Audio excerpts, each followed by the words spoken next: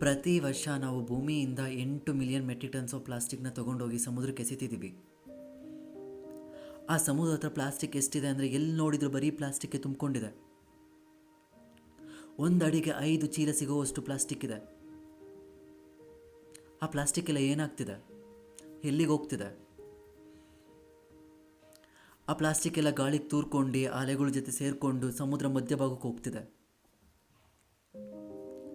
ಆ ಮಧ್ಯಭಾಗಕ್ಕೆ ಹೋಗಿ ಅಲ್ಲೆಲ್ಲ ಚಿಕ್ಕ ಚಿಕ್ಕದಾಗಿ ಕಟ್ಟಾಗಿ ಮೈಕ್ರೋ ಪ್ಲಾಸ್ಟಿಕ್ ಥರ ಕನ್ವರ್ಟ್ ಆಗ್ತಿದೆ.